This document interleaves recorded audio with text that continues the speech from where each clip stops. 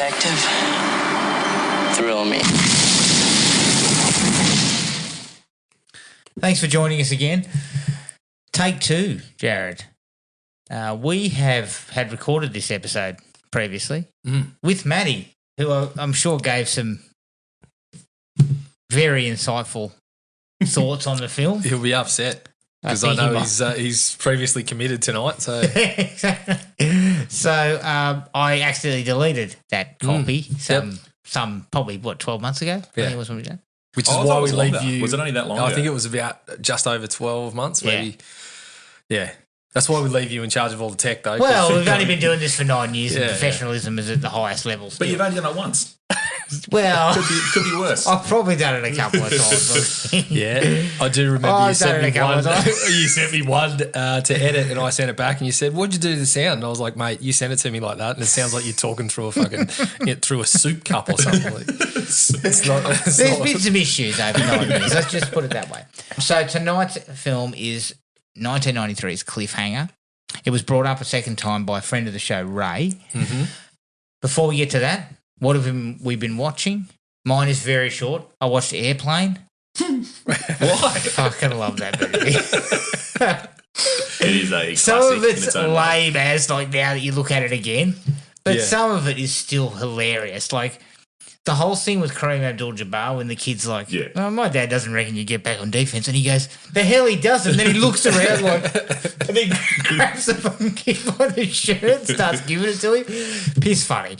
Is it Leslie Nielsen Appreciation Month for you or something? I wanted to watch Naked Gun, but I couldn't. I don't think it's on any streaming services. I got it for you. You can borrow it. I think I might. I thought I had it on DVD, but I couldn't seem to find it. But, so I loved Airplane. I also watched one on Shudder. It was kind of like I guess you'd call it kind of like a mixture between like Saw and a slasher movie. It was called Ruin Me.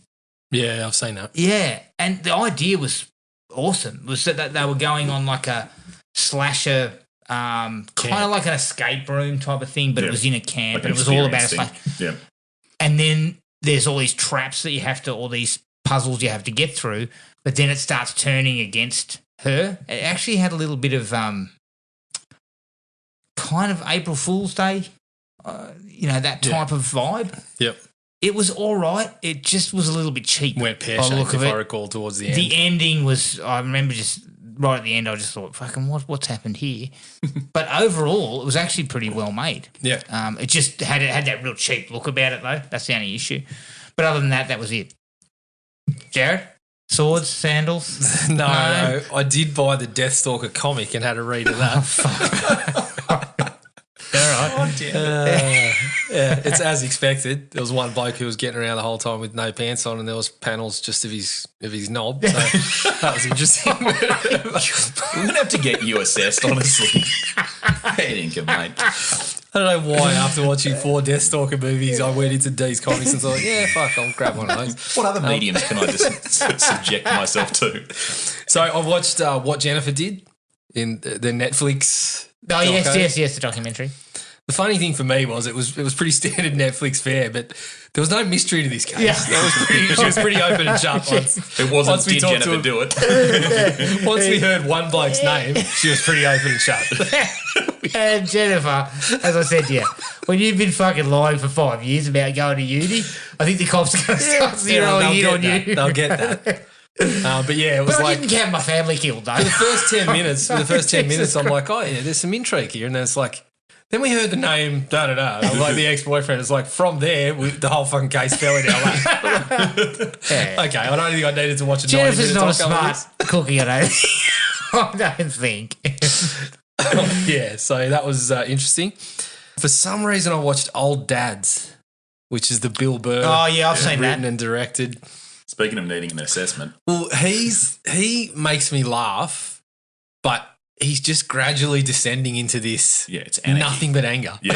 It's pure, like, unadulterated rage. Yeah, and he still gets a couple of laughs, but you can see him, like, you could almost see him, like, just seething about the ideas that he was talking about in this, and he's just blowing up, and you're kind of sitting there going, you really hate this stuff, don't you? Like, yeah, it's very close to home for him. So, I still think, like, when he's on, he's super funny, but fuck, he's getting very. I think he has been in counselling, and I think he needs a lot more of it. He's going to have an aneurysm. Yeah, definitely. A few laughs there. The latest Joe Bob episode was the autopsy of Jane Doe. Oh, great movie that. Excellent movie, I think I appreciated it even more this time around. Like, talk about we talk about how it's really hard to do those movies in one place or whatever. This isn't too far from it. Like the amount of the movie that takes place in the room doing the autopsy, but fucking cool movie, really good stuff. And the last couple that I watched, I started on the Lake Placid sequels. Oh. So I watched 2 and 3. Let me tell you, the drop in special effects is fucking astonishing. Considering the first one was in, 2008 or something? And thereabouts. Had reasonable effects. Well, the effects were kind of that mixture of CGI and actual animatronics. Yes. Yeah. Well, this one was too, but the practical thing didn't move. Which just kind of floated. They just drag it around. There was a couple of shots of the thing just floating, and then it'd go to shockingly bad CGI. The second one was a sci-fi movie, so you can think about the effects. The third one, also not great, but it has Yancey Butler in a kind of tracker / hunter sort of role that she's clearly just like Yancey Butler, where's she been? So I don't know, but she's clearly just like, oh fuck, I need the cash. And she learned from Chance the Drug. I believe I'm not mistaken about how to hunt things. That's the only reference I've got. I believe she is in the next 2 or 3 of them.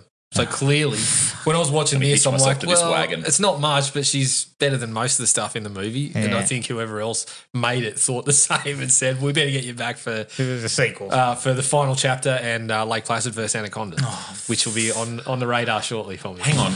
Is that a thing? That's a thing, yeah. Lake Placid versus Anacondas. Yeah, I mean, if Anaconda 3 or 4 getting Hasselhoff in the mix wasn't bad enough, we've crossed over. Are they going to get J-Lo back? God, she'd be on board for that, sure. Although with her last doco, she might be looking for something like that. She couldn't be any colder at the moment. She just got a Ben and Jen tattoo series done, mate. With any ways up. Mighty. Is that everything for you? It is. Not a great deal for me. NBA playoff season, so there's a lot of that. I did bust out 2 full series. I did Fallout on. Oh yeah. How was that? It's very cool, very different. It's its own thing for sure. Hyper violent and really well done. Trying to think of the guy's name in it now. You know, Walt Goggins. Walt Goggins. Yeah, he's unbelievable in it, man. So good. The girl that plays Lucy, I'm forgetting her name as well. Really, really good. But yeah, the whole, it's really worth a look. Like it's very cool, very social commentary sort of basis, but it's pretty sweet. And then the other main one I watched was The Gentleman on Netflix. Oh yeah, how's that? Because the movie was good. Yeah, I really liked the movie's really good. It just doesn't have like your like quite the charm of like the Hugh Grant sort of part of it, but again, really well done. It's very sort of as you'd think, like Lock, Stock sort of style. Crime capers can't be, again, very violent, like full on, but yeah, definitely worth a watch, both of them. So that was pretty much it. I just knocked all of them out, and now it's just basketball for days and days. Perfect. All right, let's take a break, and here's the trailer for 1993's Cliffhanger. Everyone knows the ultimate thrill is worth waiting for.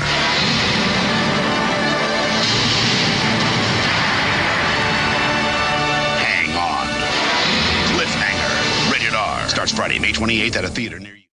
Cliffhanger from 1993, directed by Rennie Harlin, who directed Deep Blue Sea. It's produced by Rennie Harlin and Alan Marshall, who produced Starship Troopers. The premise is by John Long. The screen story is by Michael France, who wrote GoldenEye. And the screenplay is by Michael France and Sylvester Stallone. Tracks. It stars Sylvester Stallone as Gabe Walker, John Lithgow as Eric Quaylen, Michael Rooker as Hal Tucker, and Janine Turner as Jesse Dahan. The budget is $70 million. The box office was $255 million worldwide. Christopher Walken was originally cast as Quaylen, but left the production before filming began, so John Lithgow was cast at the last minute. Must have met Sly. Well, Sly was, he wanted good-looking girls. He didn't want a top-notch character actor. And this is the most interesting thing about it. Stallone and Harlin were originally going to make a film titled Gale Force. The script for that film had the main character, an ex-Navy SEAL, fighting a group of modern pirates and thieves in a coastal town during a large hurricane. Despite working on it from 1989 until 1991, it was deemed too expensive to produce, and because of planned visual effects for it proved to be too difficult at the time, the plug was pulled on it. Stallone and Harlan then decided to make this movie instead. The budget for Gale Force at the time was $40 million. And they spent $70 million on snow. $70 million. I don't know. Yeah. Quick math. Rennie collected a hefty paycheck for Gale Force without having to direct it. Didn't He did. I believe it was $3 million. Not bad done going. all right there. Yeah. I'd like to point out you did list the wrong film for Rennie Harlan too. It should obviously be The Long Kiss Goodnight. True. I was going to go with Cutthroat Island. Oh, come on. Classic Harlan. All right. Cliffhanger. Gibbo. Your thoughts? My thoughts. This is actually the first movie I saw in cinema, funnily enough. No way. Yeah, yep. All right. Did the old parents split up. Nostalgia? Dad's trying to buy your love back. Let's go to the classic. cinema or watch an R-rated movie. Classic stuff. Thought I was super cool. We're coming from country town. We only had a drive-in. So, you saw this in the drive-in? No. I saw it in Canberra because you came in. Yeah, went to the Big Smoke, all that sort of stuff. Obviously, as a small child, loved it. Yeah. Thought it was all very cool. Could have done with some boobs, but here we are. Sly agrees. It wasn't really, the conditions weren't conducive to that. So. Hey, Sly managed to get his top off many times. Yes, he actually did. And we were in a cave that provided some cover. I'm sure we could work something out. In there. No, so I loved it back in the day. I've seen it many, many, many times since. The older you get, the more you watch it, the more holes you find. But you still got to love it. It's a classic 90s just romp through the mountains with little to no logic, lots of gunfire and explosions, and that's pretty much it, really. If you came here, looking for a good story or common sense, you're in the wrong spot. But I'll probably give it a 3.5. Just on nostalgia, mostly. Obviously, if you've got a movie quality, you're probably going to be about a 2.5. But it probably holds a special place for you. It does, yes. All right, Jared. I was the same. I think 3.5 is just about right. There's points where there's action and some of the fact that they're shooting some of it on the fucking mountain.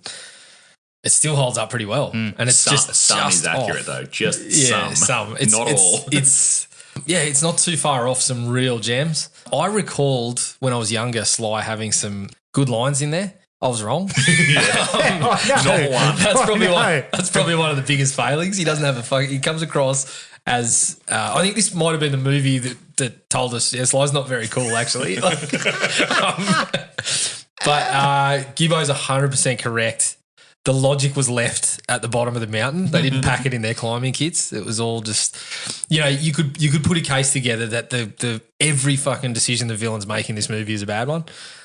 But that being said, it's very exciting in pieces. John Lithgow, although fucking hamming like an absolute loon, he pumps the movie up a bit for me. Yeah, dude, he understands the brief. Yeah. That you need a bit of this. Yeah, and I think it's paced pretty well. Like it never really slows down. Things are happening the whole time that had me interested enough. And 3.5.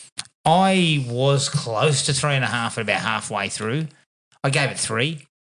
I think the first time we recorded this, I gave it 3 as well. But it's got some excellent action scenes. It's got a good cast. The location's fantastic and really good for an action film. It's entertaining, but there's some real shit on the back end. Where I was just like, fuck, this is clogged up. She's clogged up harsh. Like the back end, I was just like, what's going on? Cut a bit out. It could have been 10 minutes just removed. And then I think about the villains. Like as the credits were rolling, I was just like, these guys got nothing right. Nothing.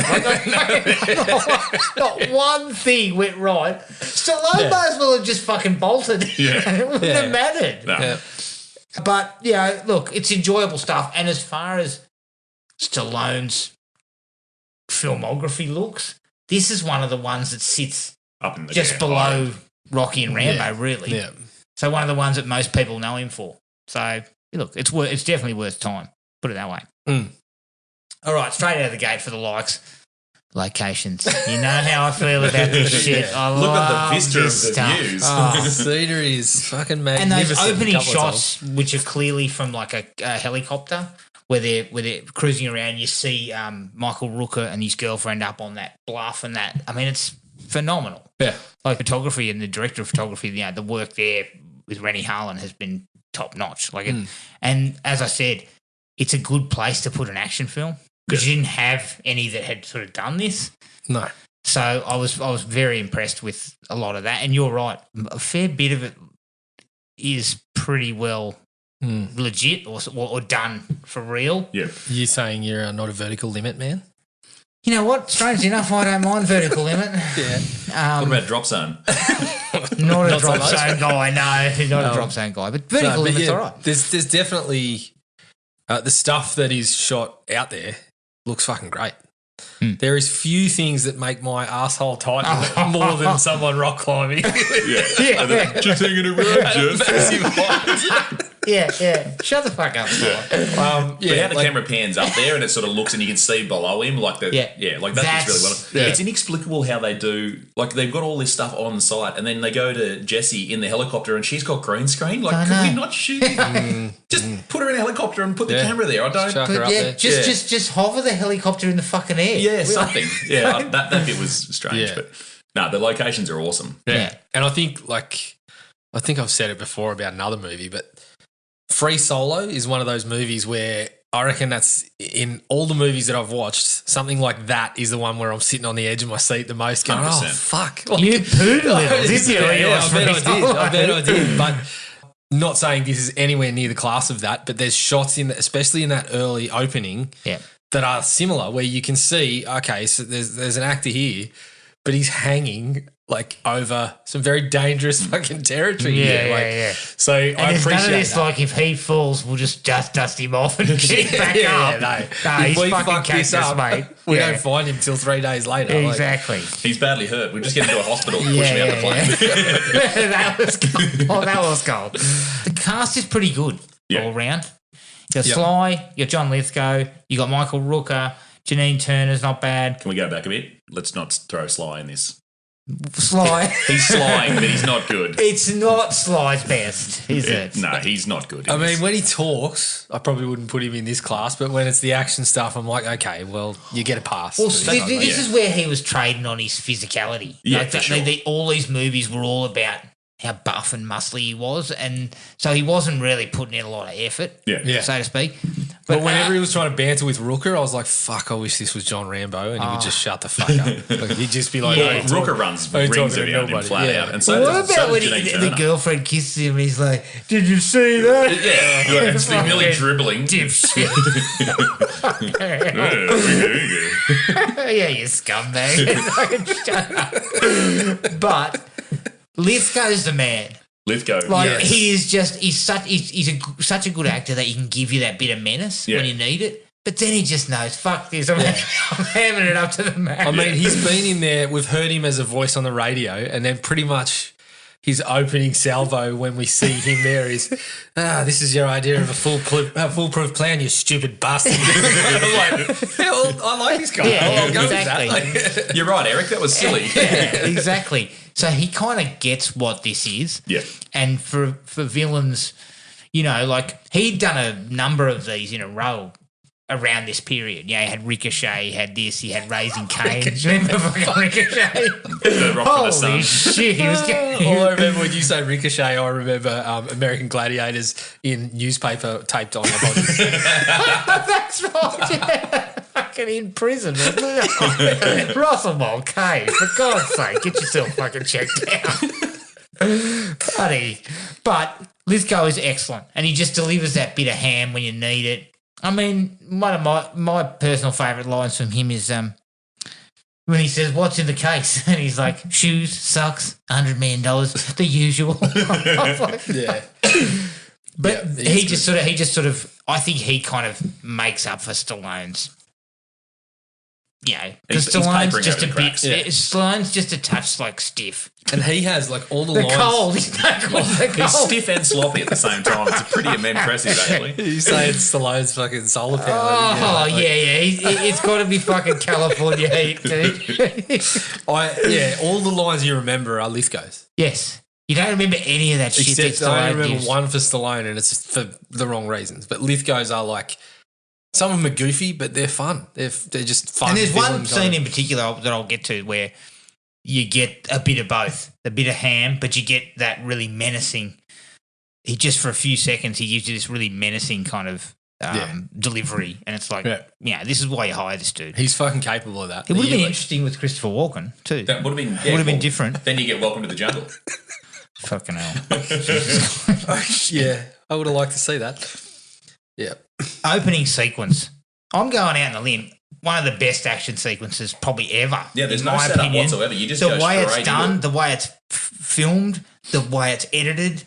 It's fucking tense. It's exciting. You're on a small amount of poo. Have you seen Free Solo? No, I haven't, but I suggest I'd probably get real strife there. Yeah. But it's gripping. Like, it's is. really gripping. Yeah. As soon as we cut Stallone, There's only one problem. It's a fucking great line, but his delivery of it, because of his fucking, you're not gonna die. Yeah, like, that's the one you remember. That's the wrong line. That's a great line to, like, in terms of you gripped, like, and he's saying you're not gonna die. Like, I'm a savior, but he just the way he's hanging upside down and we're shooting it upside down. Please. You're not gonna die.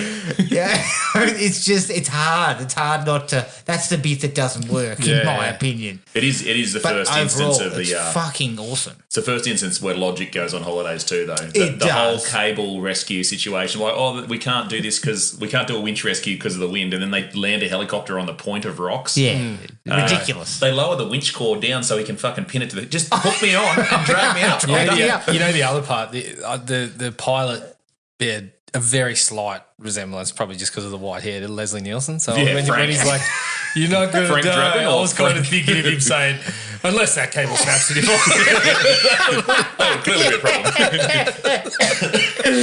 Getting caught in the gears of a combine after. Jesus Christ! No, it's a fucking fantastic scene. Agree that there's logical problems because I had the same thing. As soon as you see it, I'm kind of like just saying, yeah, there's the hook. Just drag him up. Were they concerned the slime was going to go boo? As they drag him up, it's like, go like this, like he's in a whirlpool. But overall, like it's super exciting. It's super tense, and when she falls, and I do like that they bring that back later. Yeah, where she says, I know Hal says to him, "You didn't have to tell her family," and he's like, "You didn't have to look her in the eyes when she fucking fell." Yeah. Yep. And I'm like, that's a really, that would be I'll get to something in the dislikes about it, but it's just a phenomenal piece of work. Like, I was just like, holy shit, like, this is really, really good. The stakes are really there, like anyone's on the table. It's very Games of Thronesy, like, just like, oh shit, they just killed this chick right at the start of the movie. So, although, as my wife said, why the fuck did she let go of the cable? Look, she had lack of hand strength and leather gloves for some reason. There's a large amount of wearing questions. gloves. There's a lot of questions. Climbers do not wear gloves. Guess what you don't want? Gloves. Yeah. Like, well, fingerless gloves. or even Gabe when he's going up there and he's got this cable to his headset. Why do you want a cable hanging? Like, you're trying to move things around, you got a cable there to your wide headset, your little walkie-talkie. I can't imagine that's going to be annoying at all when you're climbing rocks. No, it's not. But I only wear Bluetooth headphones when I'm climbing on the roof. I'm not doing that shit on the side of a cliff. Oh, no, Shit, I'm going to grab by accident. I need full. I cannot have any distractions, dude. Yeah. I actually think like going from the extended setup then into the whole plane hijacking. It's all a pretty solid action setup. It doesn't let up. Yeah, it's kind of like you go from this to that. We cross the 2 stories over, and I'm sitting there going, "Cool, I'm here for it. I'm ready." 4 stars. Do it. 5 stars, and then Sly bubbles back on the screen. Oh, fuck. You start docking stars from that point on. Sly starts demanding better extras around the place. She's got a boy's haircut. I would agree. The idea of transporting cash by plane, the reasoning they give, that armoured cars get robbed and they can't hit you in the air, and then the way they get it, but I think a lot of that holds up okay. Yeah, but not only that, but they actually keep you guessing about who's gonna pull the because you think it's the other agent, don't you? Because it's hard to tell for a long time on the like when the guns actually start coming out. You think the other 2 guys are with him, and then he shoots them as well. Like when Travis Bruce shoots McGill, him. fucking wasted. Oh, I think that's a good mustache too. Like it's he's a travesty. I think the guy that I can't remember the character that actually ends up doing it, Travis, yeah. He's the one that's banging on about clean record and looks like the hard ass, and so you don't really suspect him. But then when you get on the plane, it gets to a point where you are looking at the pair of them thinking, who is it? Yeah. So I actually appreciated that. I thought that was quite good. It wasn't just laid out exactly who it was going to be and how it was going to happen. Yeah. Well, even the FBI guy, because he looks like a bad guy. Yeah. Like that guy just plays bad guys. Yeah. And the way they open up and he's kind of, strutting down the plane and kind of. Initially, I thought, this is who it's going to be, and there's a fantastic stunt involving the guy on the cable. Yeah. I believe it's a Guinness World Record. And they actually did it. Yeah, it's pretty cool. Very impressive. Very impressive. I also like the fact that, it's fucking ridiculous because the bloke would have been dead. He was shot at point blank range with a fucking Uzi. Yeah. But he gets back up and he fires off a shitload of shots that kind of brings everything down. He fucks it all up. He fucks it all up. I actually thought that was okay because you had to have reason for that. Yeah. If he's just been nailed, then what? What were we going to do? Well, the only thing it could be is that if the bombs went off early or they couldn't get the money down fast enough and the bombs go off and they're hit. So I like the fact you add that little wrinkle. It just does enough to spread everything out, drop the plane into the mountains, and then the cash drops out. Yeah, I thought it was going to be, Sly climbing back up to the point and then pulling a broken clip out of his pocket and throwing it and playing and knocking it off course and ninja stuff. There we go. So they did way better than what I would have come up with. He screams the girl's name. What was her name? I can't remember. He fucking unknown woman. Which one, Jessie or Sarah? Sarah, that's it, Sarah. And then there's Crystal. There's only 3 women in the whole thing. Sly, also just quietly, I know it was sort of like summer. Was it? Because Sly's wearing a mankini or something up there. Like, fuck. Well, only after he gets forced to take his jacket off. No. Oh, the first one. Sorry, yeah. That is, it's still cold up there. That was the weather comes in fast, all right? If it's changed the season. He looked like what Jean-Claude Van Damme was wearing in the back of Breakdance 2. With his chinos. Yeah. It's a bit soft. It's not the best look. No, it's not. Wear some pants. It's like Sylvester, wear some pants. Yeah, Sylvester, the rule I don't mind is, if you go with like a tank. the rule is okay. lycra doesn't count below the waist. You've got to cover up. It's like when we go running in skinnies. You have to wear shorts. Yeah, just a pair of footy shorts. I'll take a pair of footy shorts. That's a pass. If you don't wear shorts, there are questions. There are questions. Well, that was basically booty shorts, to be fair. Yeah, it was. Not his. They were Jessie's. He's been waiting. Packed the wrong climbing bag. Yeah, took her bag. He's like, oh shit, I'm gonna wear this stuff anyway. He's got her shoes on. All right, okay. I did like impaling that dude on the stalactite. Was it stalactite or stalagmite? Stalactite. Stalactite. Stalagmites are strong on the ground. Yes. Stalactites are tight to the ceiling. That's how I remember it. Good one. You're just calling Leon that dude. Leon. Yeah. Leon. Well, I did specify Leon is just top shelf. Some of his lines as well are so good. I will give Leon some credit. I mean, he's not the world's greatest actor, but there's enough, bad guy shit in him that I don't mind. He's got some juice. The English bloke, he's terrible. He's in my dislikes. Is it Craig Fairbrass? Yeah. Holy shit. I think I've seen him in later movies where he's better. Oh, he would have been. Is he actually British? Yeah. Because I didn't believe it either. The biggest fail is a British bloke calling it soccer. Yes. That's actually his son. Yeah, no. That's Rennie Harlan. Yeah. That's Rennie Harlan. Like, football? Yeah. What's football?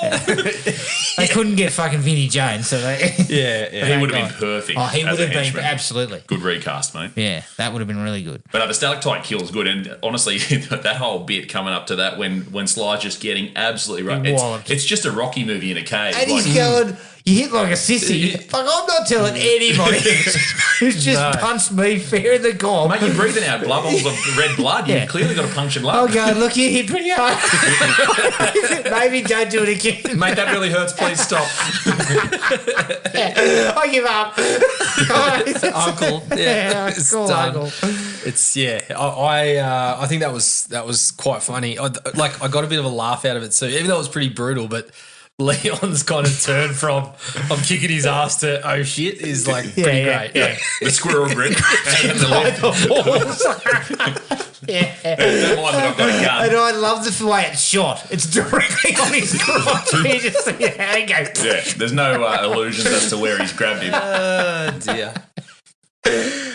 I tell you one thing I did like. I did like the fact that about the villains, because I don't like much about them other than John Lithgow, but I like the fact that they are a group of mercenaries that he's bought. Like the way he talks about how so you don't have to pay for buy loyalty. Yeah. And so that's why they're all kind of it's an eclectic group. Yeah. And they're all out for each they're themselves. Not loyal to each other at all. I did it dig brings that. a little bit of tension it's in there. Something different. You get the back and forth between Leon and the bridge because he's very racist. It's not even like, I know. He makes a number of comments. Yeah, like, he does the whole calling him boy thing and then goes kill the black fella with the bomb. And Yeah. whoa, Craig. Hang on, Craig. You're not a fucking good actor, and I don't want to hear that shit from you.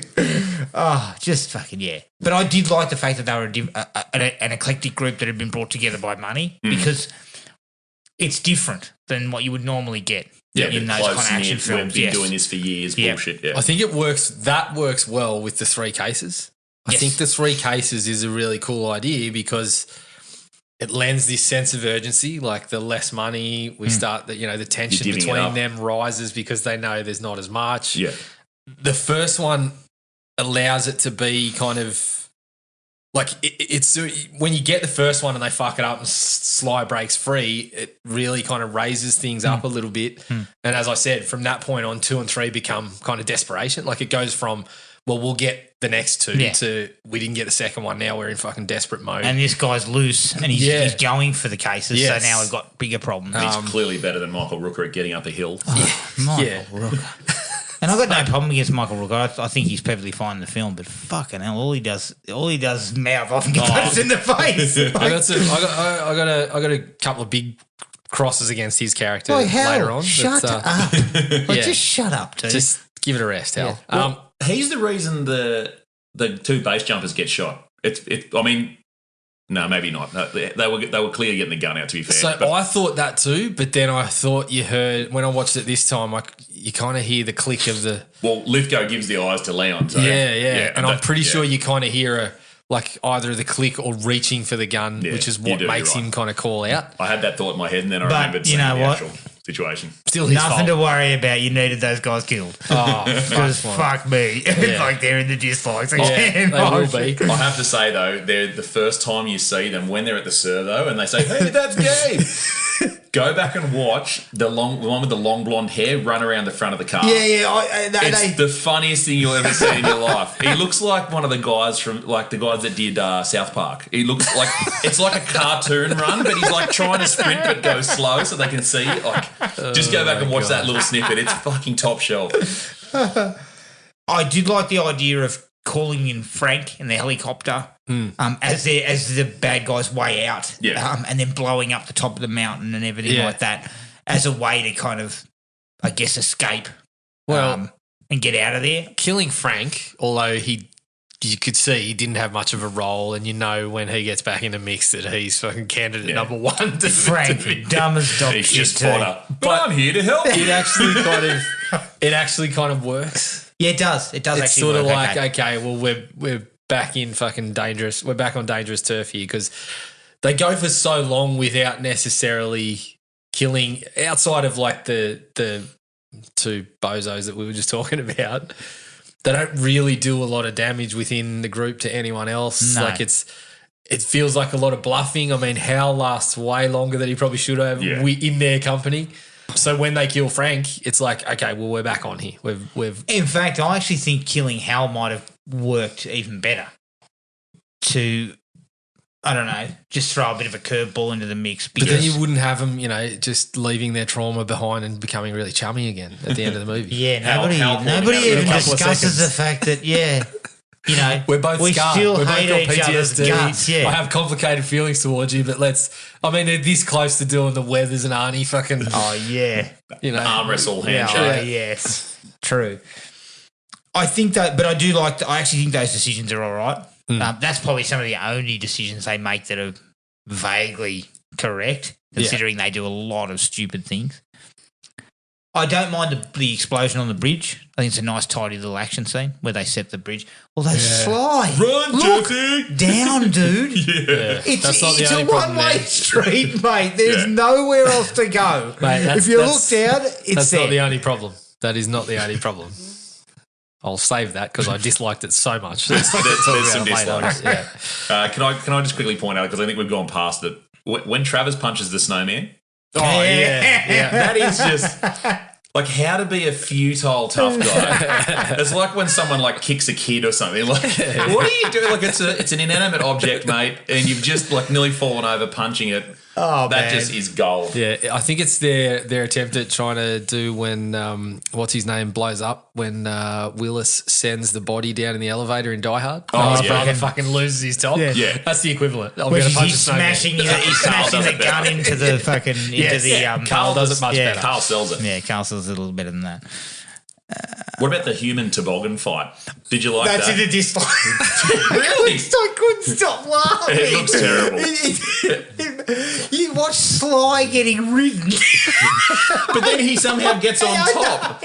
Try sliding down a hill of snow and managing to get to perfectly sitting in full mount on someone and then punching him without falling over. I was just like, this looks Full mount. fucking He's got the ridiculous. grounded pound. He's this close to a triangle choke or something.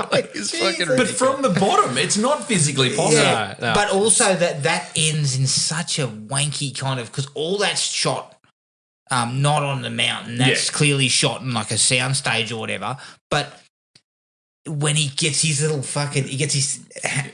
ice axe axe thing out and catches the edge, but it's not even like.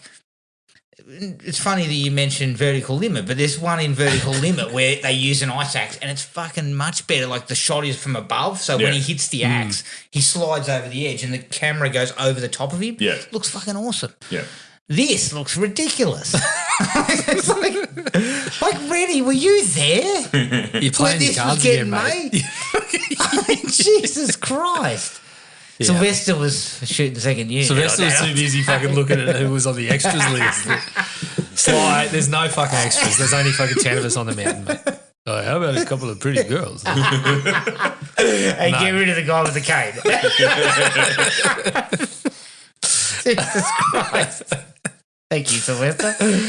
I really liked Quaylen killing Crystal. That's the literally my the next scene. one on the list. Yes. Yeah, that's just a full-on bad guy. Like, here's my dick on the table. But Yeah. like, But the way he lines. does it, it's just there's menace to it. Yeah, And talking about creepy. what's love, it's sacrifice. Yeah, It's I was like, oh. then he just God. goes, now there's only one of us left to fly the helicopter. Yeah, I'm going to wait here. You go and get the fucking case. Yeah. That's It's right. just, it's the ultimate, like, you think you've got me? Yeah, I got Hold you. my beer. That's yeah. where you got the hammy Lithgow, but then you've got touches of the guy that was in fucking Dexter, the serial killer sort of Yes. creepy vibe to it. We talked about that with Ricochet as well, where he goes to Denzel's house. I go into fucking Ricochet. What did he call him in Ricochet? I can't remember. He kept calling him stupid fucking name. He made some sort of very unsavory Yeah, there was quite a few unsavory But- comments. But That one's got all the ham in the world, yeah. but then there's a sequence when he goes to Denzel's house and he picks up the kids and he tells them a bedtime story and it's fucking creepy as shit. Yeah. And it's like, this is why you hire this guy. Yeah, like this you guy hire can him do because that. of this. Yeah. You don't hire him for accents. We've discovered that a few times over the Pitch years. Perfect 3. He gives us an Australian accent. I was going to say, shocking. if only he decided Quaylen was an Aussie. That would have been fantastic. Oh, Jesus Christ. For a very talented man, he completely fucked up the Australian accent. That's What's Quaylen supposed to be? Is he supposed to be British? Pommy, I think. Yeah, he's supposed to be British. They give us a rundown when they couldn't tell you where from, what part of Britain. When the FBI fails to give any information about potential hijacking. It's this guy. Where's he from? Parts unknown. Yeah, we don't know. We no one can pull this off except this one guy that's definitely in the area. We don't know where he's from, but he's done all this other shit. But then they also go back in and they bring up fucking bearer bonds again. Yeah. He's into all sorts of shit. Bearer bonds? Yeah. Like, bearer what the bonds? fuck are they? Why do the criminals all want them? It just looks like a certificate. What do they do with it? It's on my diploma. Yeah.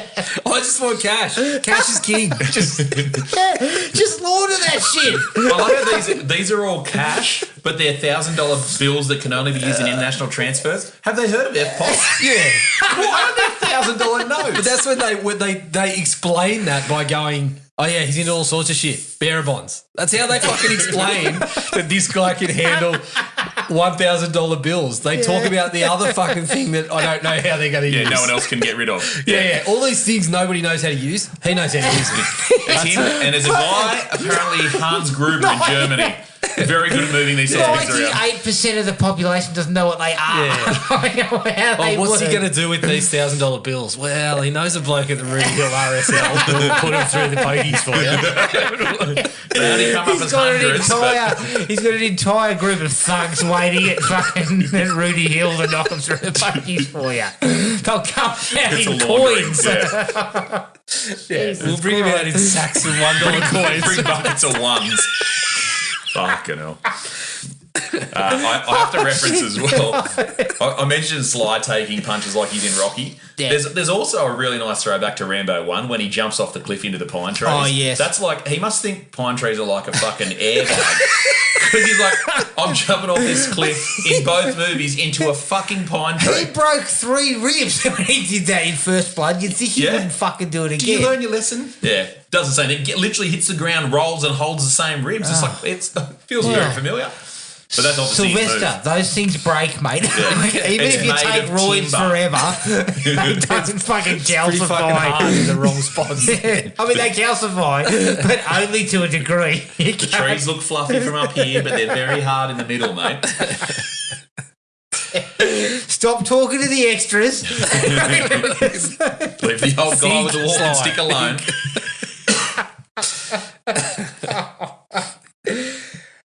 My last was bringing the helicopter down against the side of the mountain, the explosion and all that sort of stuff. Yep. That was perfectly fine. Like, that was to be expected. That's what you wanted to see, I guess. Yeah. I can do without the ridiculous line about keeping your fucking arms and legs again. inside I mean, Sylvester, Jesus, if you had to shut up, that would have been great. Like, you know what, though? I'm so rat shit from punching the guy. I can't say anything. I'm not saying. I'm just like, I'm desperate to fucking end this. Fuck you. That's the end of it. Yeah. The decent miniature work too. Yeah, not bad. Because I think it was Sly hanging off that thing, and then the helicopter was a separate miniature shot, which is pretty fucking good. Yeah, actually. it works out okay. There's another miniature shot that I wasn't as impressed with. When the plane hits the ground and then fucking slides about 4 million metres and it's clearly miniatures and it looks like shit. And it looks like you just did it with a Coke can. Yeah, it's just like, laundry God, powder. fellas, far out. Yeah, it's a bit dark.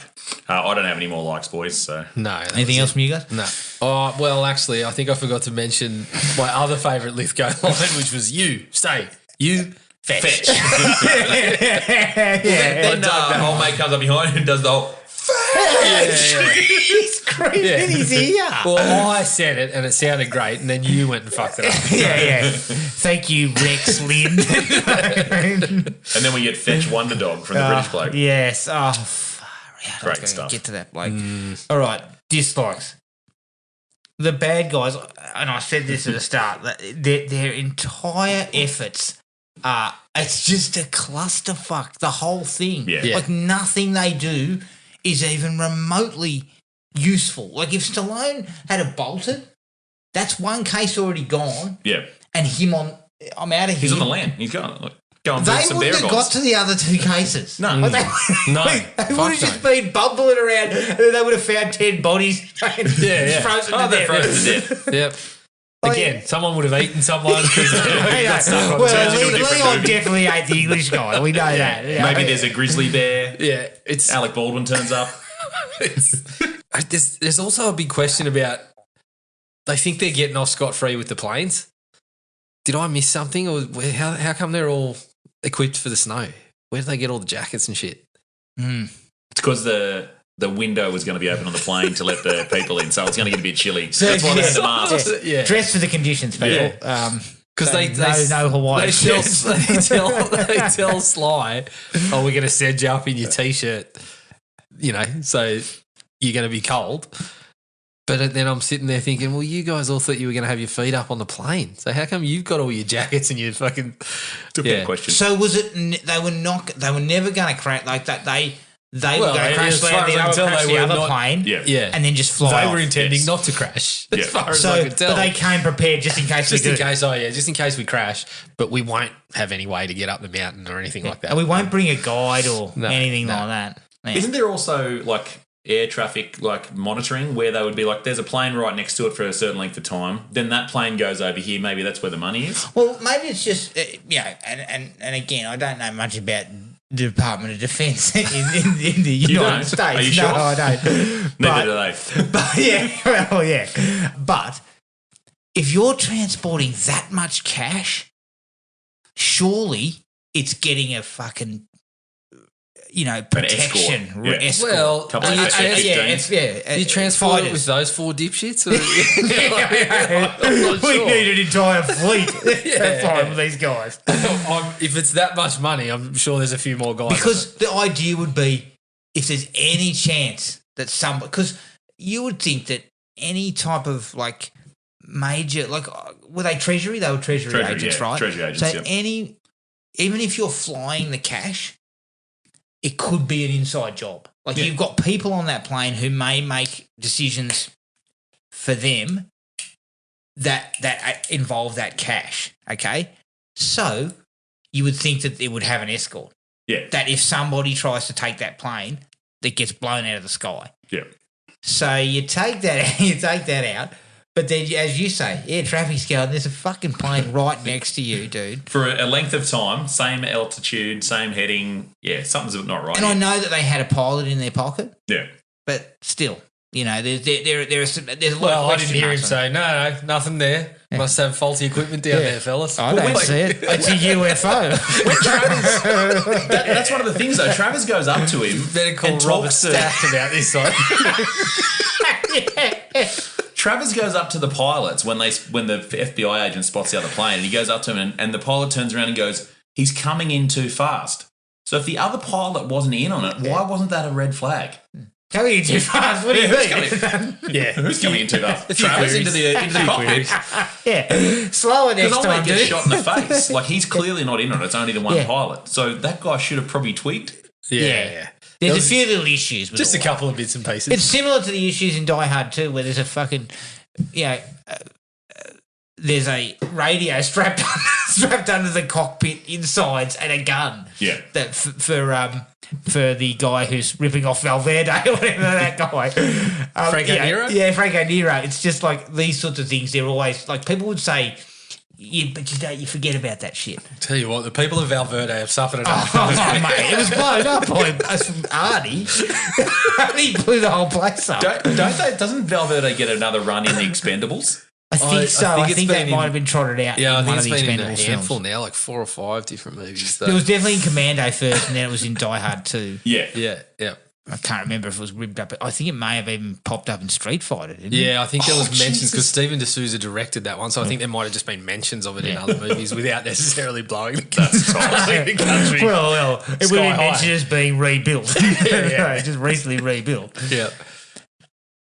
But coming back to the villains, nothing they do makes any sense. Like nothing. Yeah. So they never get the upper hand anywhere, which I feel like hurts the flow of it. That Stallone is never really pressed. Yeah, there's by never them. a point where you feel like, oh, he's really fucked here. Yeah. It's always What's like the elements, I've come across them, but only one of them's happened to get close enough to me to slide down the mountain with me and punch on. Like We went for a toboggan. Yeah, I used him.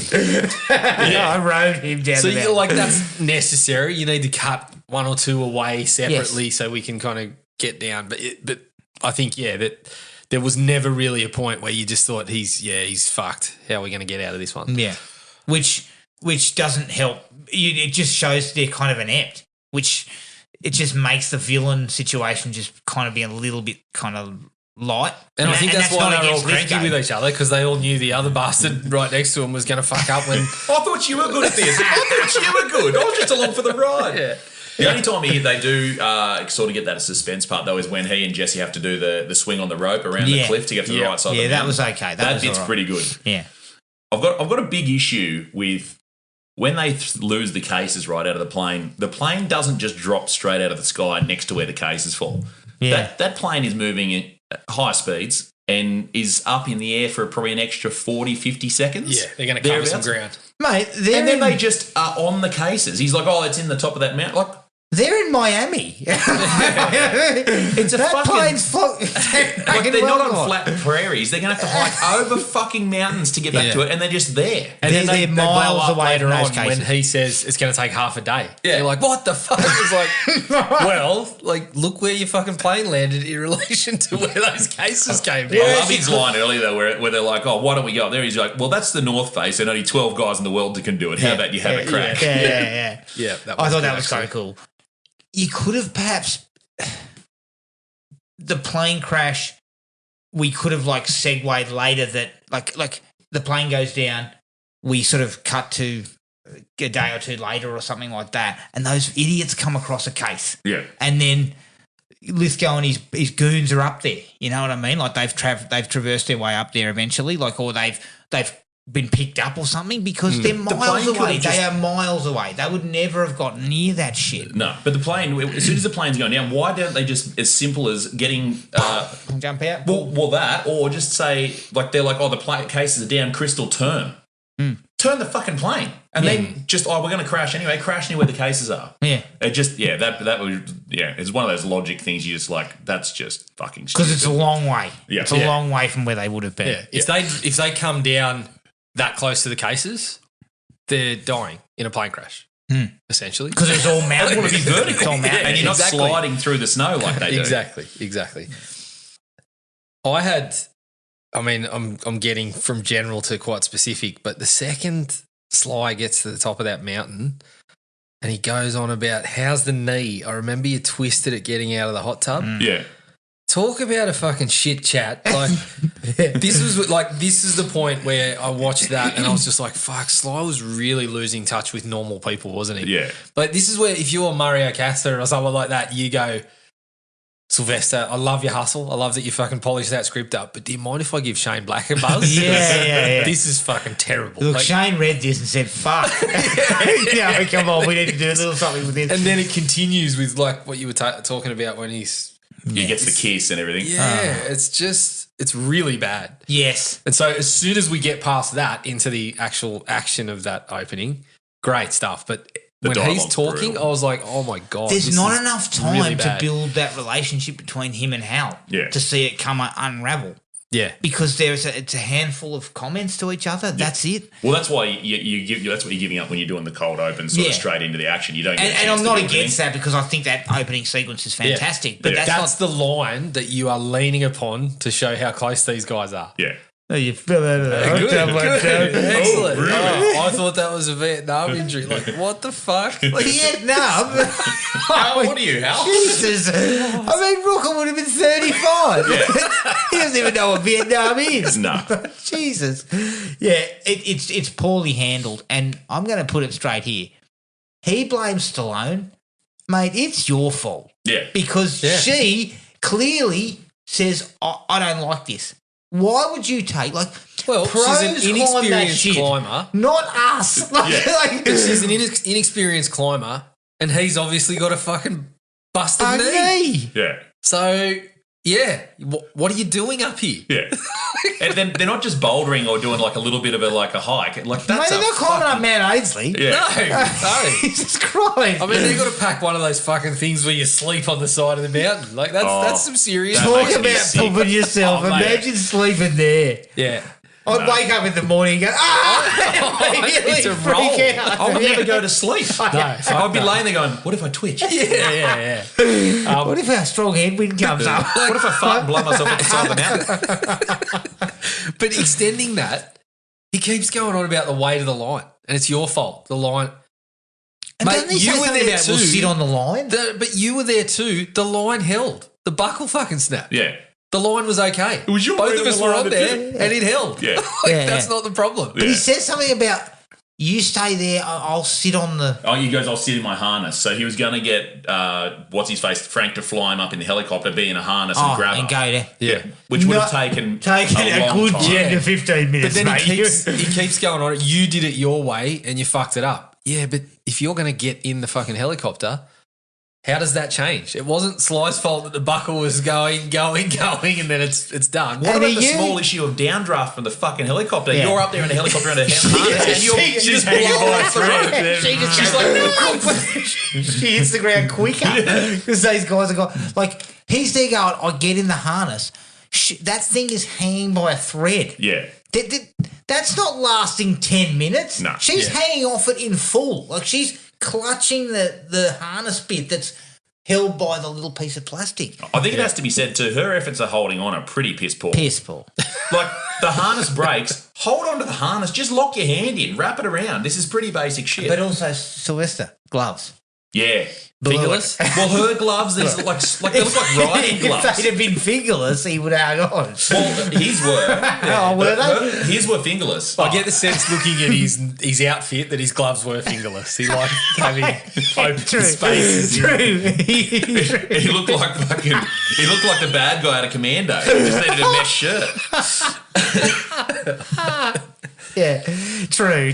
Why did I think he had fingertips in his gloves when he was wearing a fucking He didn't have legs on his ladies fucking bikini pants. up on the mountain?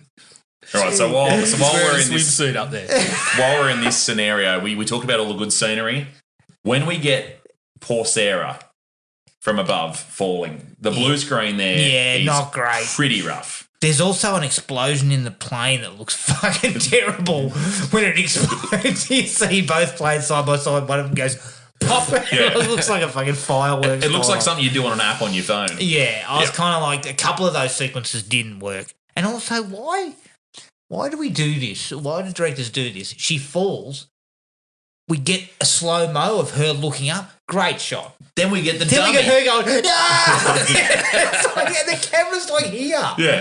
I'm like, why are we doing that? But why do they then go to the widescreen of the dummy, which is clearly a lifeless just mannequin, Legs just floating flying perfectly? everywhere. Like, yeah. Just, I mean, it's choices, like choices. When it comes to editing, that the choice should be you see her fall, slow-mo, and then you cut to Sylvester. Yeah. And that's it. Yeah. Just Because, we're making, this is what, M rate? I think it was R. I might have been R-rated, actually, yeah, because stalactite and ball grab and testicle grab. Squirrel grip plus ball stalactite death equals R18. Yeah, double A were like, you guys are definitely getting it after this. You cannot grab a guy's balls like that. While we're talking about weird perspective and weird shot choices, when the two base jumpers do their little headbutt jump, they jump off the side of the mountain into the middle of space. That's not how base jumping works. They jump right next to each other and then, like, they're off a cliff. They're not, like, it's like they're fucking the Road Runner or something and they're jumping off one of these, like a promontory out off the side of a mountain and they're just overhanging nothingness. Yes. They're hanging and then they start talking to each other. Guess what? You can't fucking hear when you're falling that far. Yeah, man, this is amazing, dude. Like, the fuck? Whoever, like them being in the movie in general, just sucks. Just like, it sucks. Fucking Point Break rejects. Whoever decided they both should speak they were like expelled from the fucking, what were those guys? That group of knobheads? No, the knobheads that fight him on the beach. Oh yeah, war child. That would be a waste of time. But like you've got them doing that. Whoever decided that they should both speak like Michelangelo was a fucking that was just so stupid. I feel like by the time that the one lands in the trees and it's kind of like Frank's way of figuring out that something's not right here, we had to do that differently, didn't we? Yes. And just brush those guys entirely. Yeah. They bring nothing to the table other than cluing Frank in. Just let Frank hear something on the radio. Yeah, radio signal. But then we cut to him in the tent. We didn't need something that. about cheese heads or something. Yeah, what was that all only about? had like the start. Jesus. Only seems to serve Stallone's ego that I'm busted and broken, but I'm still a legend when I come back into town. Like, Gabe's back. Oh, that guy who threw the bird off the cliff. Well, no, he's back. I think the whole point of that was them saying, "Did the job in Denver make you lose?" I don't think they knew about the death somehow. How not? That's the way they're framing it, because then Stallone does the eye rub afterwards, like, "Oh, I brought it all back." They probably thought she was base jumping. That Sarah girl didn't know what she was doing, man. I thought maybe they were just fans of his sort of calendar look in his swimsuit. They were like, dude, when you were Mr. December, we were pretty impressed. No, you're right. It's ego stroking. Yeah, it's like this whole thing. And we always talk about, and you always talk about like the hero qualifier and all that kind of thing. It's kind of like a substandard version of that. It's kind of like sort of showcasing that Gabe's still the man. It would have been better if he actually had said only 12 people in the world have climbed that, and you just killed the one of them who could do it. Yeah. You know what I mean? That's the qualifier. That says this guy is one of the best climbers out there. Yeah. But no. That, what we need to do is bring in a couple of fucking idiots. He free soloed that shit. No gear. You should have seen him. It's just great. He wore a bag. That was it. He kept a small water bottle in his crotch. Where's between his ass crack? That's where he kept his water bottle. So when Jessie goes to get Gabe, but she's like, Hal needs your help. She's like, he's taken this route. If you take the other route, you'll beat him there.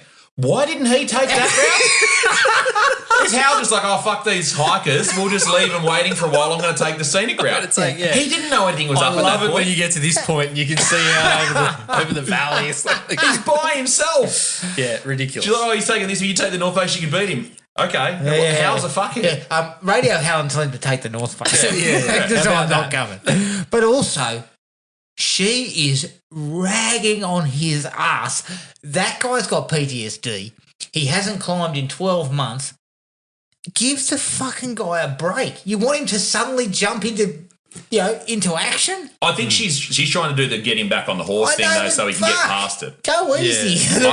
Fucking honestly, Gabe deserves everything he gets. He's bitched it. He just ran out on everybody. He has bitched it, but you know what I mean? When you're working with PTSD, let's just quietly get him. Look, come on, mate. We think we can get you back. I'll go with you. I'll hold your hand. Yeah. Tell you what, let's take the North Face together. Okay. It's a lovely bit of scenery. Oh, bullshit. We arrived before Hal did. I'm going to go back. No one's manning the radio. See you later. I just think, after what's happened, he dogs it for a year. He did cat out. No doubt. And then he comes back and he's like, how about you come with me? She's like, I haven't seen you for a year, you scab. You just left me. You want me to move my whole life? This is the absolute worst booty call ever. Yeah. You literally just saw that I've got a new horse. I'm not going anywhere. Yeah. Dickhead. Next logic bomb. When they put in the distress call, Crystal does the whole, we were hiking, blah, blah, blah. They're saying they're just a group of hikers, 5 hikers, right? But then the 2 guys that are going to get them have to climb the sheer face of the side of a mountain to get there. Where's the fucking walking trail? Why are we climbing the side of a mountain to get to hikers? Yeah. But they also, I don't know, maybe they were supposed to have like radios with them, but they do it from the plane. I'm not sure how many hikers have the radio on them. Again, they probably do. That's probably something that you'd take up, but that's the least of my issues with the logistics of the whole thing. I didn't see where Sly was hiding his radio when he was up the top there in his black git. Yeah, he didn't have radio. Unless it was with his asshole, like you said. Yeah, with his water bottle. I'm just quietly Grenade. I don't understand the logic and sense behind grenade launching the side of a mountain. The overhang, yeah. Jesus. Like, if you thought you would get that money, think again. You just blown it up. Well, yeah, the whole thing, like, he's Even up if there. Stallone didn't get to it. But he's loose, right? They're like, oh, he's escaped. He's cut the rope away. They don't think, oh, we'll get the money off him later. They think, fucking blow up the side of the mountain. Fuck the 30 million. And We're gonna almost just saying, doof, doof, doof, doof. Yeah. We won't try to catch him and take that back. We'll just blow it up. it's like there's not a shred of tactics in any of this. Like, you haven't even thought about it. Like, he's just done the Harry. Yeah. Okay, well, what do we need to do here? We need to kind of flank him or something. Yeah. At one point, I think Leon says something about flanking around him. That's the only time any sort of tactical But also, what about this, situation is Adam? even mentioned. What about this? He's gone up the mountain. We'll wait till he comes back down. Obviously, because you've got his friend. There's no way down. There's only have one a way out. hostage. That's down. Yeah. You have Yeah. a hostage. Yeah. Just say, all right, he's got our money. We've got his mate. Yep. And these guys are apparently taking us the easiest ways to go up and down. Yeah. So, yeah. Wait him out. Wait.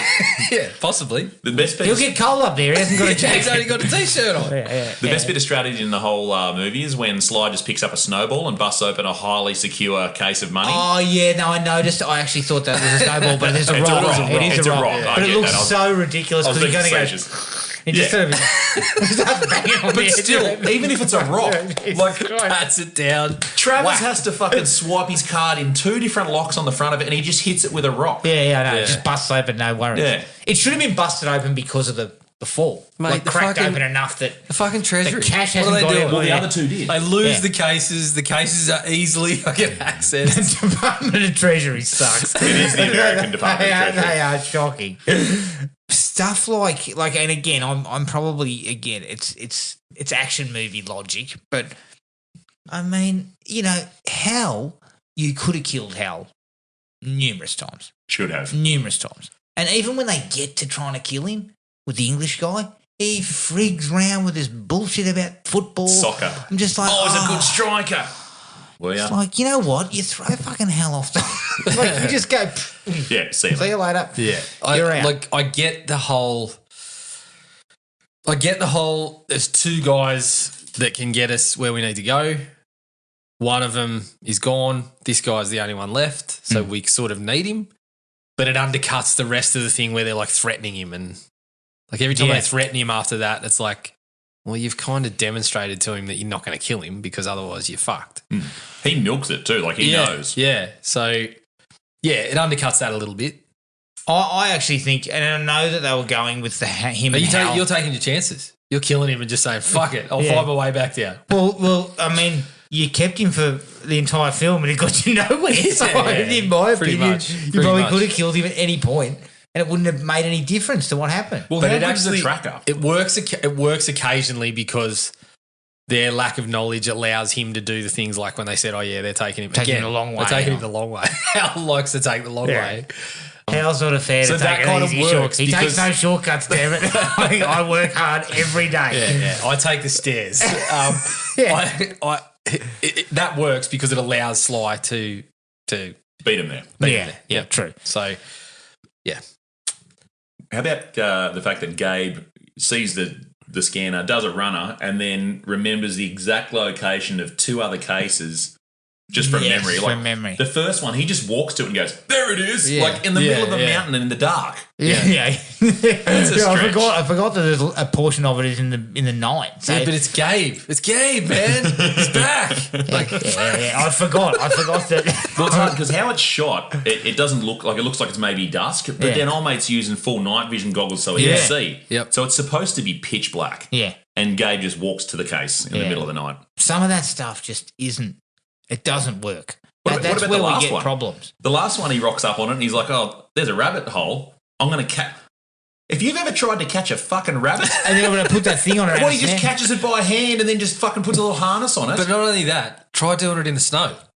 in the dark. He couldn't even It catch a wasn't in chicken. the dark. It was No, it was during during the day, but he's like, it's deep enough snow that it's going to slow you down a little bit. Yeah. It's in the rabbit warren and Yeah. he couldn't even catch a chicken in No. Rocky. So how's he going to catch a fucking rabbit? He's not catching a rabbit. No chance. No chance. Come on. None. And he's 10 plus years older than Rocky. Oh, yeah. I thought you were going to say he's 10 plus years older than the rabbit. I don't know about that, but yeah. He's, as far as I know, he's about 30 plus years older than the current extras that he's working with. Yeah, but he wants somewhere with 20. This one, and I'm sorry, I've got a lot of dislikes, obviously. Yeah. This one's not specific to this movie in any way, but I've noticed it really badly in this, and it pops up in a lot of action movies. Why do people insist on holding someone's hand when they're trying to run away from danger? Yes.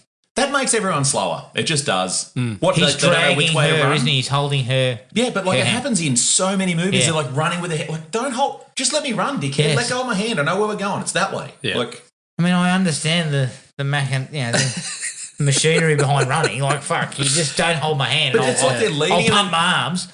Or people when someone's running away and they stand and like wave them into a fucking vehicle or go through this door. Like, I know, mate. Yeah, you just get out of here. I know where it is. Yeah, just go. I'll be there. Don't worry. That's brutal in Captain Marvel. That was the other thing that I noticed when they're trying to get the green people off the planet. That's getting Miss Marvel just stands there, just waving people onto the. It's like Adam's just looking at you like, I haven't seen this, but I've heard it's not good. Oh, it's not good. It's not good. I heard it was very bad. In fact. I'm backtracking a touch. Yeah. But talk about undercutting any excitement in the scene. The chat between the planes, holy fuck. Like by the time I'd had my third Tango, it was fucking donkeys and flies up top of me.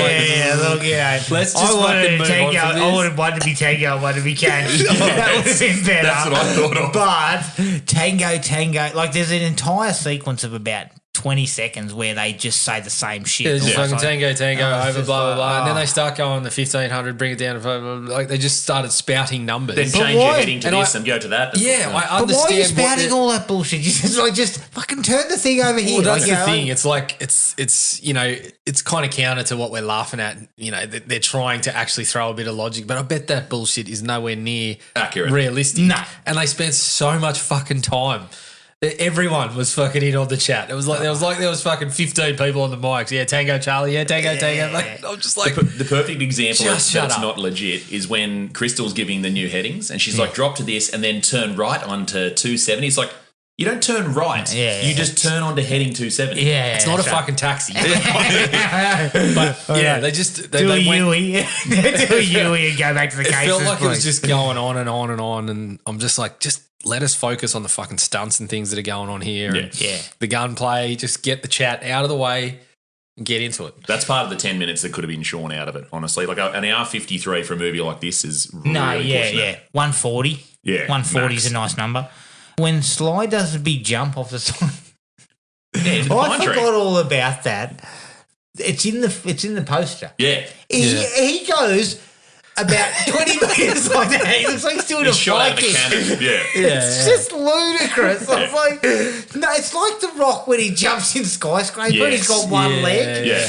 And they make out like the jump isn't that far in Skyscraper, but it's fucking very fast. It's about 30 metres. Yeah. He's a world long jump champion as well, guys. Well, when he's a one-legged, but I don't know if you've seen I'm a Celebrity, Get Me Out of Here, but when they put him on that fucking seat and fire him out of the jungle, that's kind of what it looked like.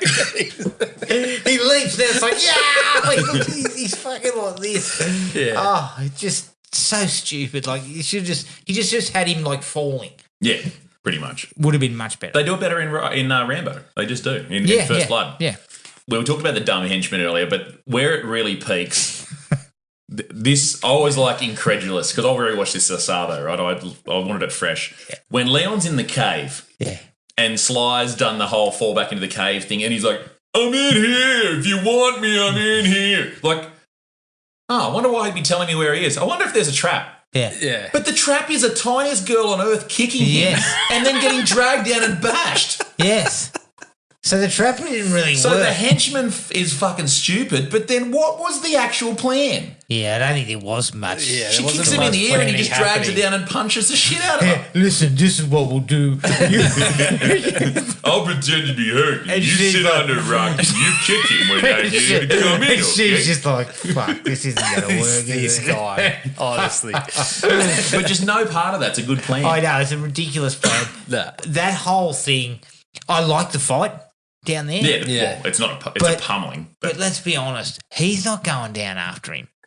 No, like what would be the point of it? Yeah, have some grenades or something and chuck him down there. That's the end he of sees him and he fucking grabs him, and as he's coming out, and they fall back in or something, punch on up the top. Guess what? It's done better in Rambo 3. When the big Russian dude pulls him out of the hole in the cave when he climbs up out of the ground. And you can't say that often. That it's done better in Rambo 3. You definitely can't. But it actually is done better in Rambo 3. Yeah. George P. Cosmatos, mate. This is what you get. That's what you that's to what a pseudo fucking ghost director. That's what you pay him the small bucks for. Yeah, so you can fucking so you can do that and say, actually, no, it's not Cosmatos. 3 is not Cosmatos. That's number 2. It's a guy called Peter McDonald. Yeah. Nobody knows. And look, nobody knows who he was second. He's related to Michael McDonald, though, famous for yacht rock. Wasn't he second unit? Second unit. Russell. When Russell Mulcahy and Sly had but they had problems about extras as well. Yeah.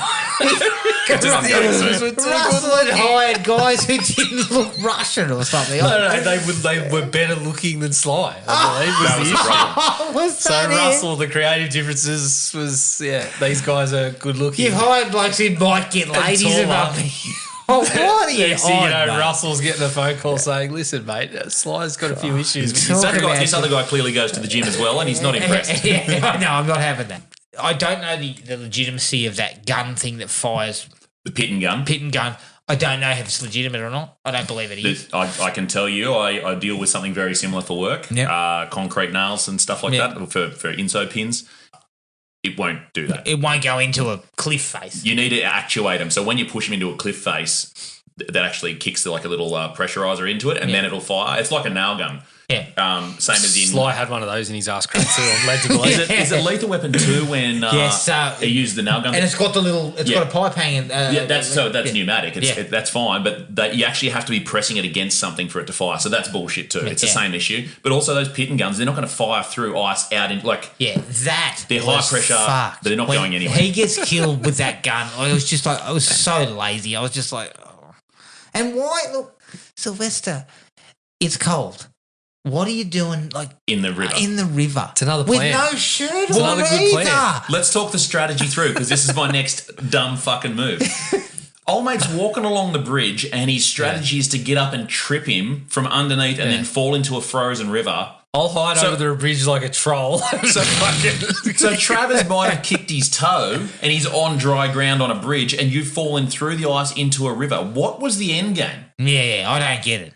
And also, he's shirtless. Well, he takes his shirt and jumper off so he doesn't drown. I know, but fuck, it would have been so cold. He would have got hypothermia in seconds. He's watched a bit of Bear Grylls in his time, so he knows. Mate, Bear Grylls used to have to jump out and do to survive. Well, if we go back a bit, when Sly first climbs up the mountain in the tank top and then goes into the cottage and finds Jesse, if he knew what he was doing, he's taking off his wet shirt before he puts the jumper on. Yeah, no.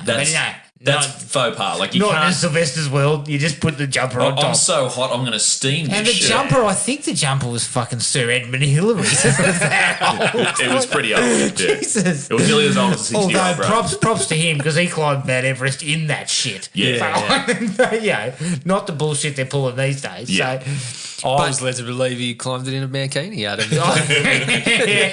It's a booty shorts. And his Sherpas also climbed beside him. I mean, fuck, can you imagine the chafing that Sly's got in that shit? Yeah, he's not wearing Scratches on your crackers legs. either. And, we've done some long runs recently, and you have to use barrier cream. I mean... To be fair, he would have been oiled up the whole time. Yeah, I know. There's not much friction. Yeah, true. Yeah, and Travis was kind of when he kept being involved, and it's because he pulls the heist and he's the Treasury agent, so they continue to kind of have his involvement, because then they bring the other Treasury guys in the helicopter looking for them. Yeah. But he's just he's surplus to requirements, in my opinion. It's the only thing he's got is the code to the tracker. Yes, which doesn't work. They need the mountain guys for. Whereas this is where Quaylen should kind of, I know how to circumvent this thing. You're useless. Bang. Yeah. Well, as you said, Quaylen can't figure it out, but Sly got one fucking look at the thing. Yeah, and he's good. Like the technology is questionable, but he's looked at the thing and then just walked straight to it. It's not actually. It doesn't lead you. It's not like it goes like beeps faster like a metal detector. He doesn't look at it and go, "I'm a mountain man. I don't know how to use this thing." He's just like, "Got it." Yeah. It's on that pointy bit. Yeah, it's from Tron. Yeah, it does look like Tron, doesn't it? At the end, God, I don't have many left other than getting to the fight at the end. But when Sly and Rooker are down in the tree line and they get the call from Quaylen and he's like, "Oh, I've got your girlfriend," or whatever, Sly gets from down in the tree line to the point of the mountain, and now we're going back to Rocky 4. He must just sprint straight up the side of a mountain. Yeah. Like, did someone play some music and Hearts he just Hearts on Fire, I believe, is the song. I think you could do it. The tree line is far down from there, and it's not just a gentle slope; it's the side of a sheer cliff, and he's just at the top. The helicopter's already out of fuel. Yeah. How quickly does he get to the top? Well, Does he that's teleport? the query. That's one of the issues I had. They say you can't look the around. helicopter, you can't look around. It's only got enough to get us down. Yeah, and then Quaylen's here going, let's take it all the way up the top before we go down again. He's hovering, he's fucking around, he's doing loop-de-loops. Yeah. But read your script. Have a look at the shit you've already shot. Don't set rules and then just completely ignore the rules for the rest of the movie. Reddy was known for this kind of bullshit of like not caring too much about the kind of logical steps. But the simple fact of the matter is, although that scene is actually okay, like you put the helicopter up there, but also like Sly's playing this kind of like I'm holding the cash out like this, and like come closer. I'm like, if I'm Quaylen, I'm ducking the rotors and chopping him to bits. All right, there you go. The bag's just dropped on the ground there. I'll just pick that up. I'll just take that, thanks. Grab it on the way down. So again, that entire sequence, although it's not too badly shot, it's also hampered by when they start fighting on the verbal stuff. Yeah. And fucking Lithgow is he's just at fever pitch. All you can hear is him going, "Yeah!" saying things like, "Oh, you bastard," and all this kind of bullshit. It's like, stop talking and just punch each other. But that's when it gets silly. When they get to fisticuffs, Eric Quaylen... No. Sorry. It's not his specialty. Not his specialty. No. It took me back to the original Roadhouse fight, actually, when you get old mate at the end and he's holding his own against Swayze. He's just punched the fuck out of everybody. I know. It's just not logical. I know. No. And the best he does, I think he lays a couple of rabbit punches in there when Sly's trying to get back on. You need him to somehow get some cheap shots. You need some cheap shots. You need to get like Gladiator in where he's somehow hampered Sly so badly. If he's going to get to that point, he's fighting dirty. Yeah. He's doing something that doesn't. He's poking eyes and pulling hair and squirrel grips. Another shot up close. Straight to the twig and giggleberries. When you're talking about how he's acting, it kind of reminds me of Matt Berry. What we do in the shadows. Every time he's getting hit, it's like, shit, you're getting busted. Look, I don't blame John Lithgow because we're just sort of going over the top by then. Yeah. It's just it really takes away from the sequence because the sequence is actually pretty decent. Yeah, it's not bad. But they're trading like Sylvester's how he always goes on when he gets belted. Yeah. It's just that's it. Yeah. He does plenty of that too.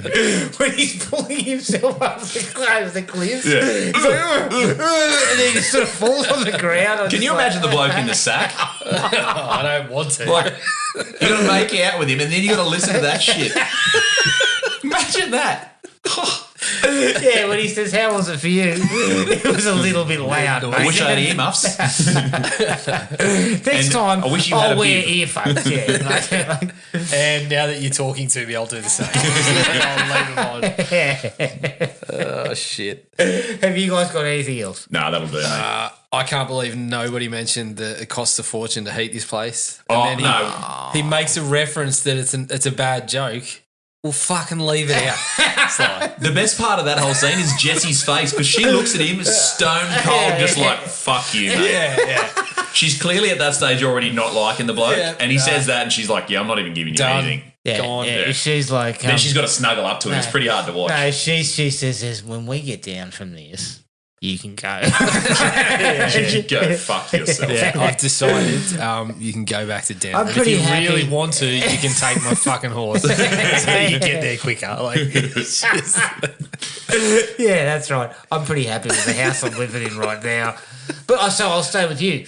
No. You don't need to do big that. fella. And the last one, I know you spoke about the bridge. The bridge.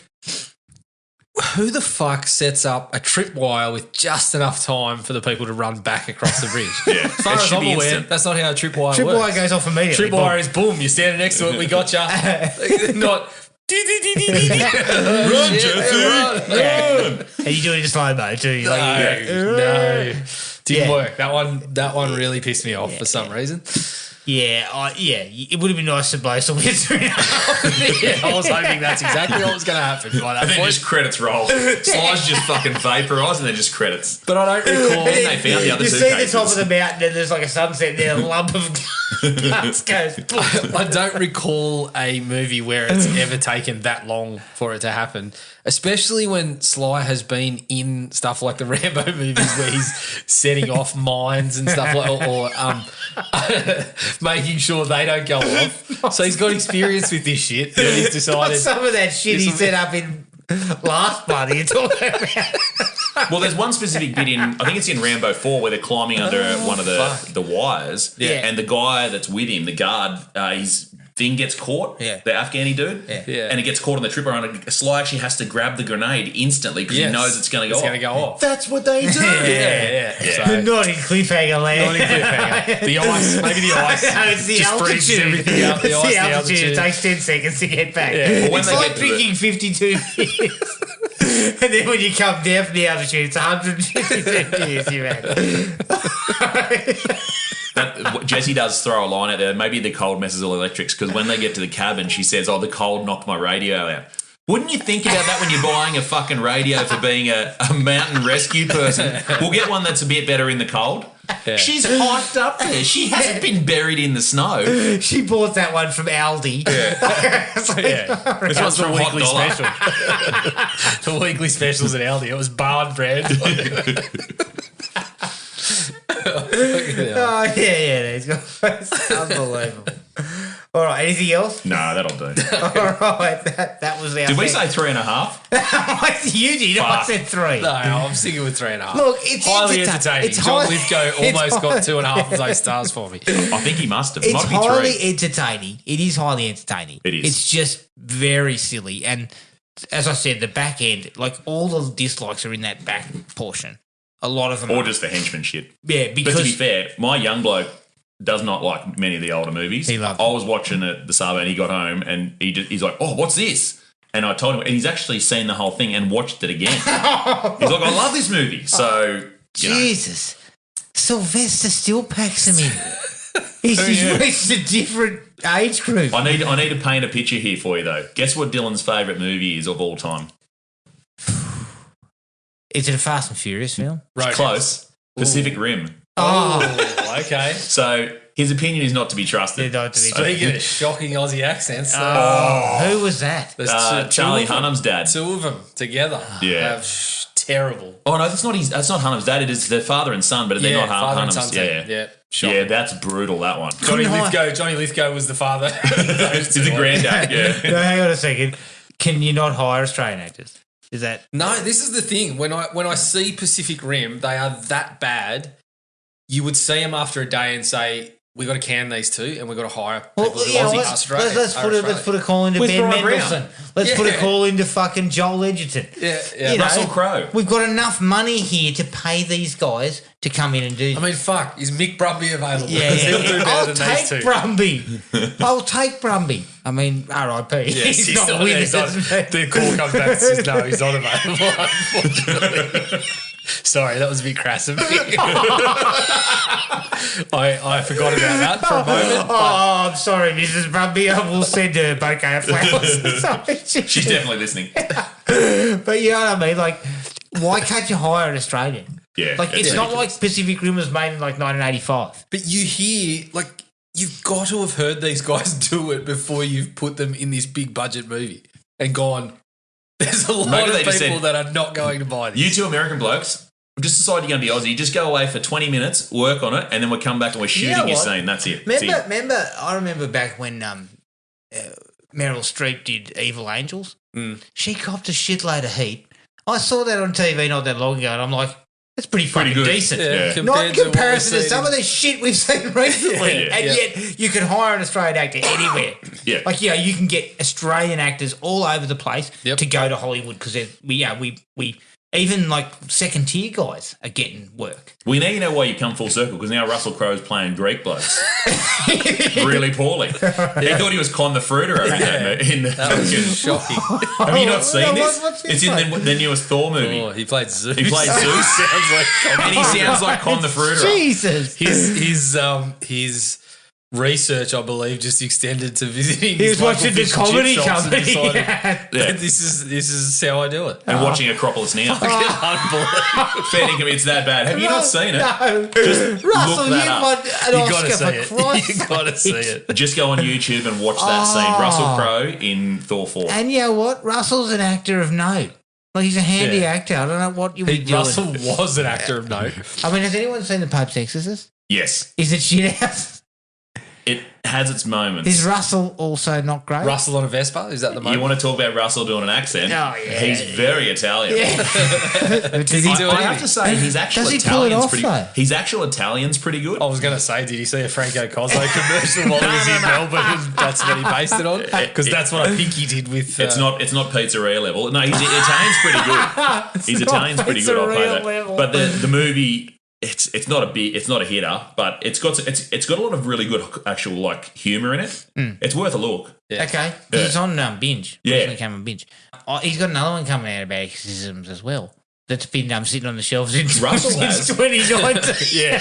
There's another one called The Exorcism or something. I would not even bother releasing that. I'd be like, it was made 5 fucking years ago. Yeah. Nobody's going to be interested. Especially, like, do you think we should maybe change the name just to try to distance it a little bit from the Pope's Exorcist? Yeah. Although they're making a second Pope's Exorcist. Yeah. But we'll confuse that with this one. Yeah, I know, but still. You know where the Pope's Exorcist goes wrong, though? At the start, it gives you the whole, like, oh, this guy was the Pope's Exorcist from this date to this date. And the date is far in the future, so you know he's not going to fucking die. Yeah, they shoot themselves in the foot. Good. There's no suspense about his outcome at any stage. Yeah, you do that at the end. Yeah, exactly. Right. So he went on to be this and did all this other shit. But it's kind of a little bit like those Conjuring pictures, because you already knew that it was from the files, and we knew that these people existed, and they didn't die until later on. Yeah. So you know that nothing bad is going to happen to them. Yeah. Yeah, you need I think I'll check out the Pope's Exorcist now that you mentioned it. Have a look at it. Yeah, I'm interested to see what you think. I rushed past it the other day. Yeah, you'll get around to it. And went to Airplane instead. Yeah. Unsolved Mysteries? Unsolved Mysteries, yeah. Honestly. Are you watching UFO stories again? No, fucking hell. Why are we talking? Is it a new season? What are we talking about? Why are we mates? Is it a new season? I need to know because I'm gonna have a look. Is it a new season of what? Unsolved Mysteries? No. It's the old shit. It's on the Samsung TV. Yeah, right.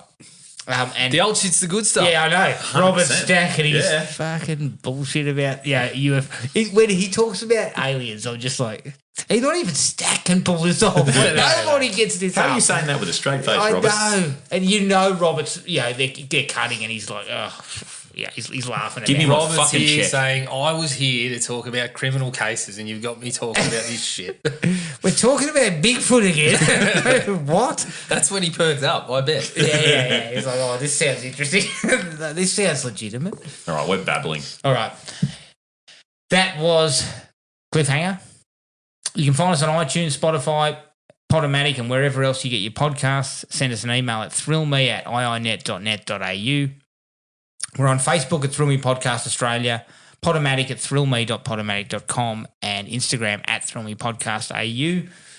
Keep an eye on the Facebook page for details of the next movie. But until then, take it easy. Thank you, Gibbo, for coming back for another welcome. Sylvester. I mean, you're probably getting sick of this bloke's fucking getting pulled back in for his bullshit, aren't you? Never.